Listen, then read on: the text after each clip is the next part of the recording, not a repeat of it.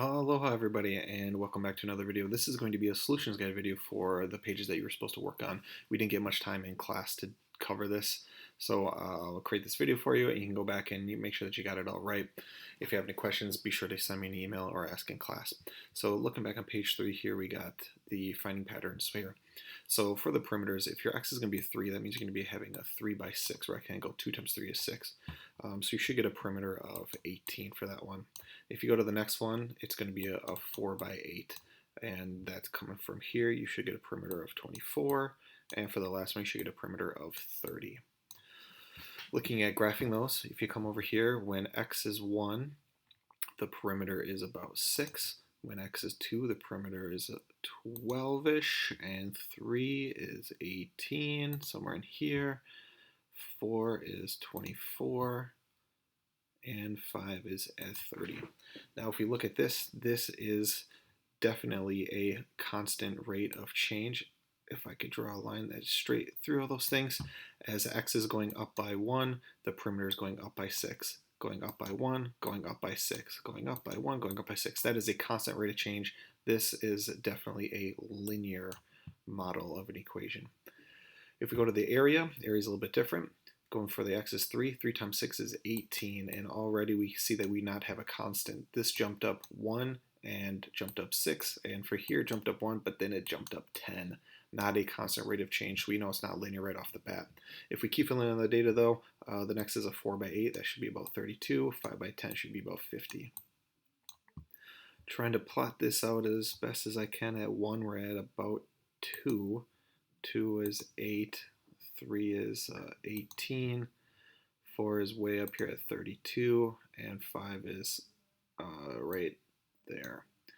If I were to try to graph this, it starts out slow and then it starts getting really steep. So nope, that is definitely not a straight line, not a constant rate of change.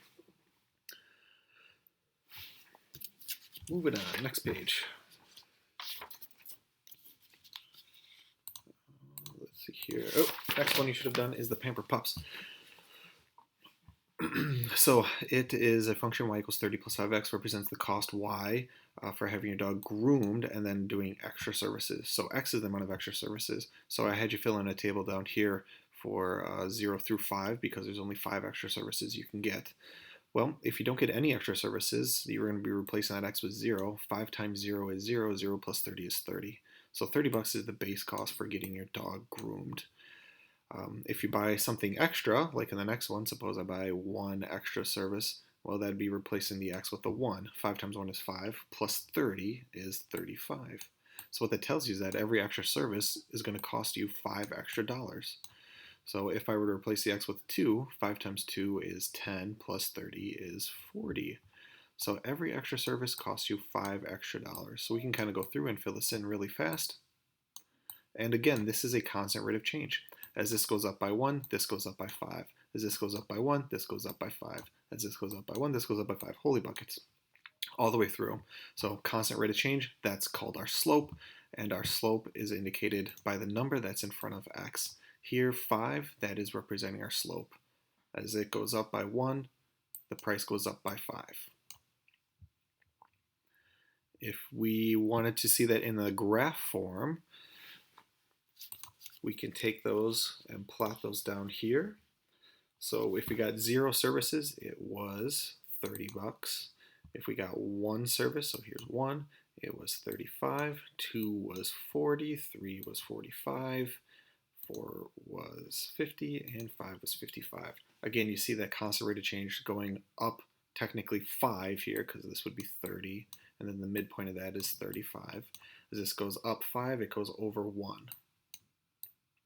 If you don't ever label your axes, you can, or I suggest you label your axes so you know what it's going up by so you don't get confused, because some people will say this is up 1 over 1, but this is really technically up 5 over 1. And sure enough, that is a line if you were to drive a line through it there. Awesome. Moving on to the next page. If we were to fill this in, again, here is your input, here is your output, And as you plug these values in, for example, if I replace the x with a -2, if I do this, 4 times -2 is -8. -8 minus 1 should be -9. And I will fill in the rest of these. If you have any questions, just let me know. Thank you. And if we look at filling this in, -2 at 2, 3, 4, 5, 6, 7, 8, 9, right there. And then we should be at -1, -5, and 0, -1, at 1, 3, and then at 2, 7. And if we were to draw a line that goes through these, it works out just fine. And what we see again is a constant rate of change. As this goes up 4, it goes over 1. So there's a constant rate of change. Up 4, and then over 1. Up 4, over 1. Up 4, over 1. That's our slope.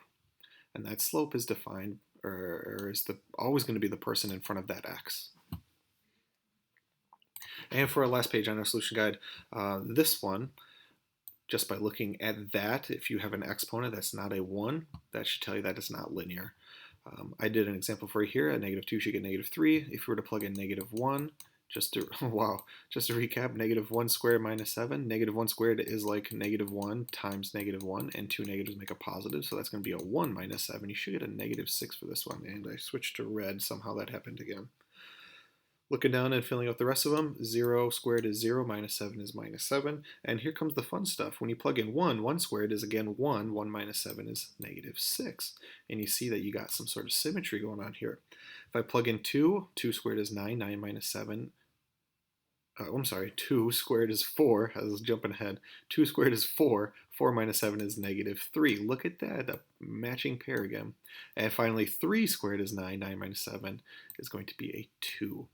If I were to come up here and do -3, -3 squared is 9, 9 minus 7 would also be 2. And you see that symmetry. We will talk about that symmetry when we get to that lesson, I think next semester maybe.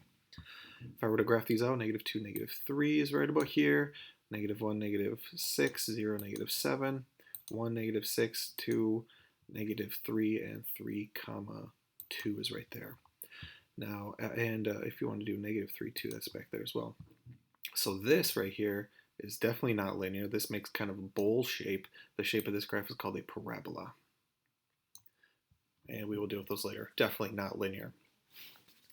And that is your completion of pages 3, 4, and 5 in your homework. If you have any questions, let me know. Otherwise, thank you so much. We'll see you guys in class next time.